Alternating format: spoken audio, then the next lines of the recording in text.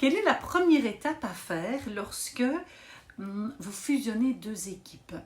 Lorsque vous rachetez une nouvelle entreprise, lorsque, en tant que chef d'entreprise, vous intégrez une nouvelle entreprise et que vous devenez le chef de cette entreprise-là. Bonjour, je m'appelle Karine Deville, je suis experte en puzzle d'équipe et je vous aide, une vidéo à la fois, à vous bâtir une équipe autonome. Donc c'est une équipe qui sait travailler, que vous soyez présent ou non. Alors je me suis lancé le défi de pouvoir réaliser une vidéo par jour pendant 365 jours. Et ici, on est à la vidéo numéro 33, si mes souvenirs sont bons. J'ai envie de vous parler de cette intégration, parce qu'on est dans une ère, pour l'instant, de fusion, de petites structures qui se rachètent pour pouvoir former des plus grosses structures, naturellement, avec un plus fort impact, avec une plus grande marge de manœuvre. Et tout est l'art de pouvoir intégrer cette nouvelle équipe, parce que ce n'est pas tant la clientèle que l'on cherche à avoir, c'est également de garder les collaborateurs qui sont à l'intérieur et qu'on a envie de garder, parce que eux ont tout l'historique des clients, eux connaissent leurs produits, ils savent des tas de choses qui ne sont écrites nulle part. Et perdre ces connaissances-là, c'est perdre des centaines de milliers d'euros. Donc ici, l'idée de cette vidéo m'est venue parce que un manager m'a expliqué comment il avait fait, les difficultés qu'il rencontrait lorsqu'il intégrait une nouvelle équipe dont il devenait le chef. Et que,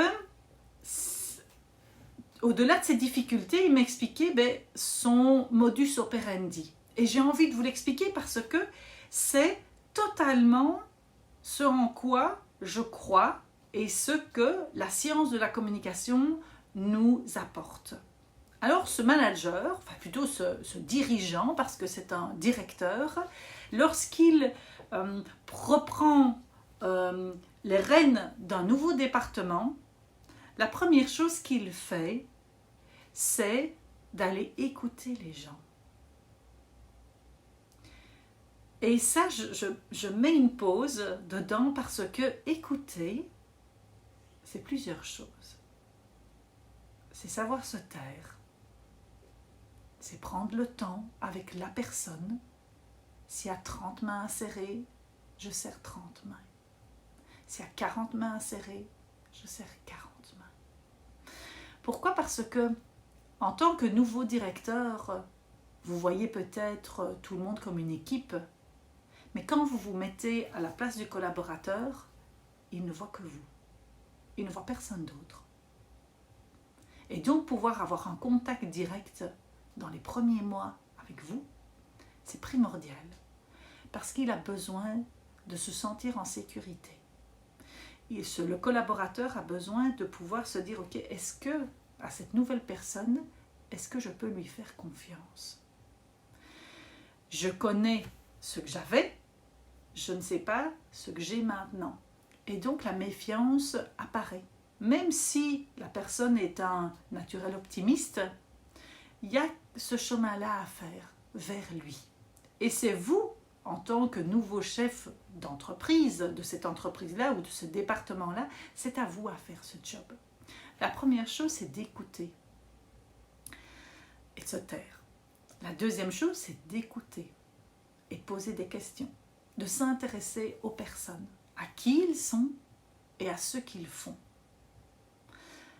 Ne commencez pas à vouloir déjà donner des trucs et astuces, des manières de faire.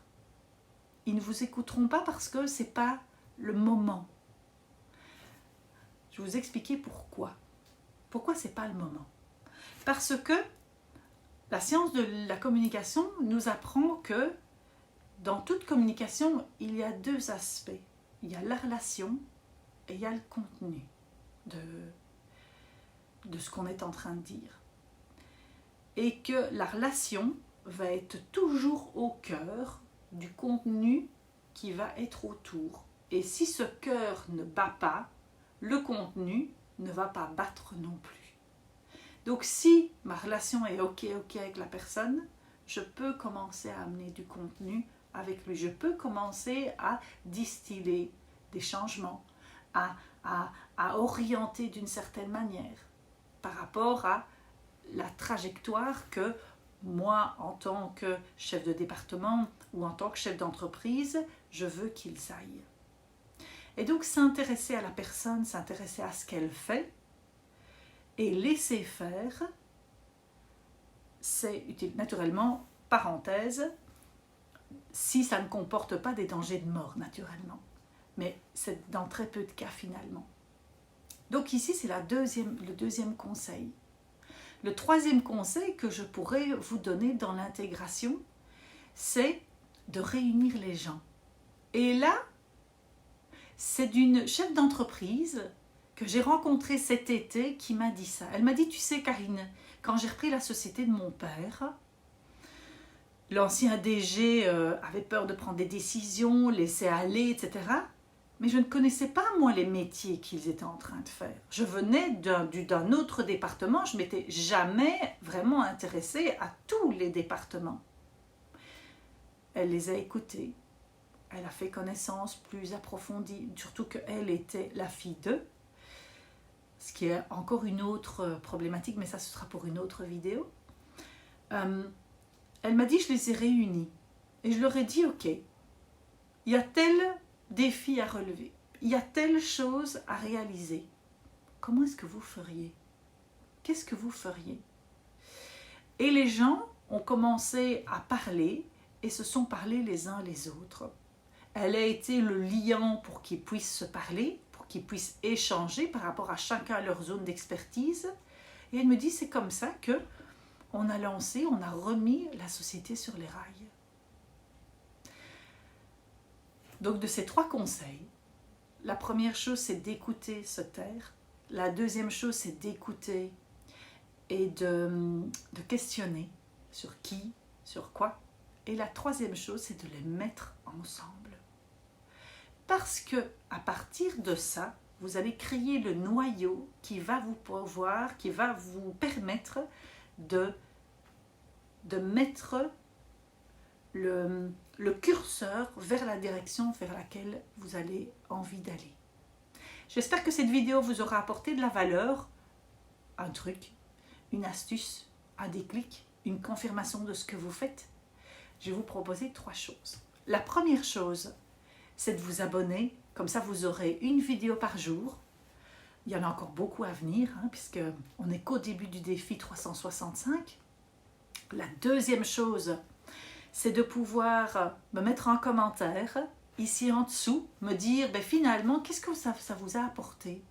C'est quoi le déclic, petit, grand, moyen, peu importe. Ça me fera plaisir parce que vous savez, pour l'instant, je suis seulement en train de parler à ma caméra. Ça m'intéresserait de parler à des personnes qui sont derrière. Et la troisième chose, si vous voyez, ça vous fait tilt, ça vous pensez à une personne que vous appréciez et qui aurait besoin de ce conseil, envoyez-lui. On ne peut pas aider tout le monde, mais on peut aider une personne à la fois. Je vous souhaite une belle journée. À bientôt. Au revoir.